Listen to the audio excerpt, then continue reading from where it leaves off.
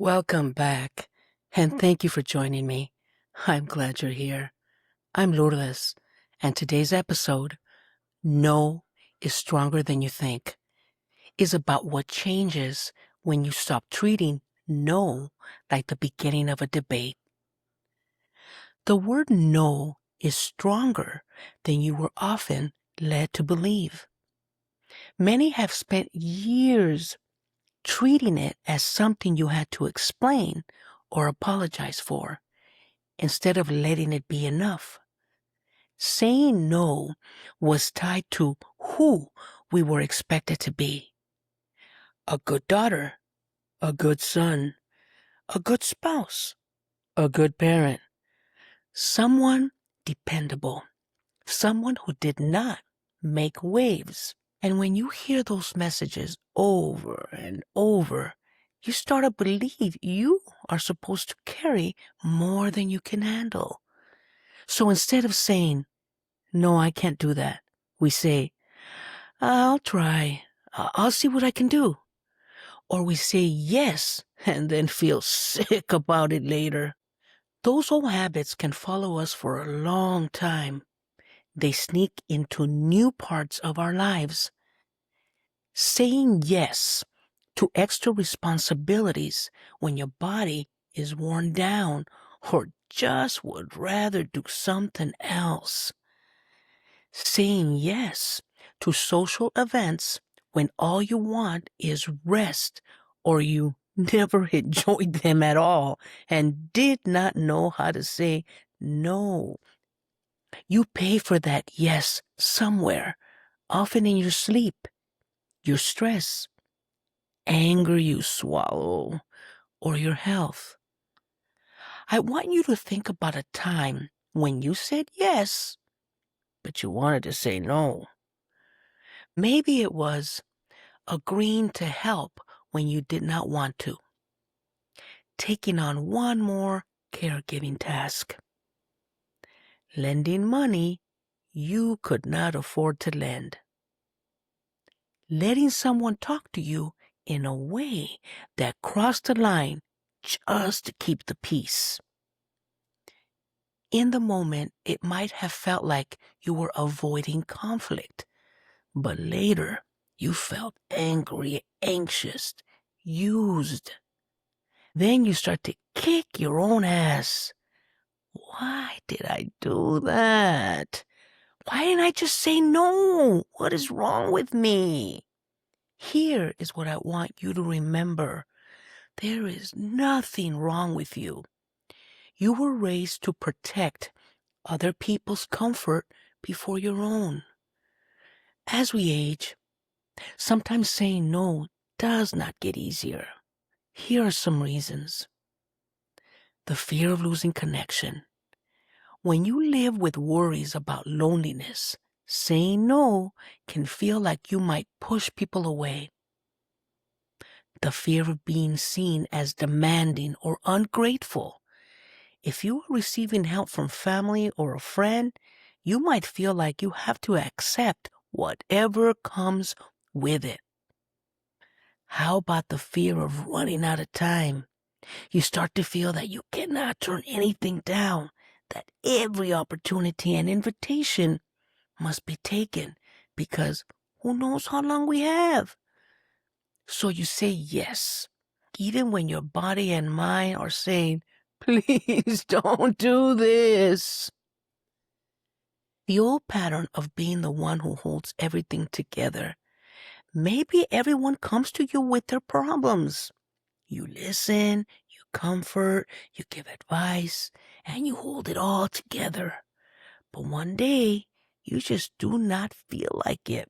And saying no feels like you are disappointing everyone. Here's one for you. When you are at home, people often assume you are not doing anything important in their eyes. They treat you as if you are available for anything.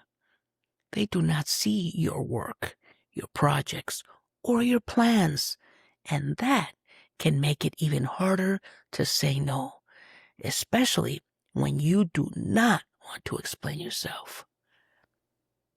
So if saying no does not come easily for you right now, years of saying yes can be hard to break. Here's what I want you to know. Your no isn't just about turning something down. It's about protecting something important. When you say no, you are protecting your energy. Your body is not a machine. It cannot keep taking on more without a cost. Your time. Time looks different as we age. Every yes you give is a no to something else that really matters to you. Your mental health and emotional balance. Constantly ignoring your own limits wears down how you see yourself. Your dignity. This is so damn important. This is the part I really want you to take in. Saying no to disrespect. Saying no to being dismissed. Saying no to being treated as if you are nothing is a way of saying, see me, not my fucking age. Think of no as a door. Every time you lock the door to something that drains you, you leave more room in your life for what actually supports you. Even if that something is just rest and silence. You hear me? Even if it's just rest and silence. Start with one small boundary. Here are a few suggestions. 1. Practice a simple sentence, something like, no, I can't do that this time.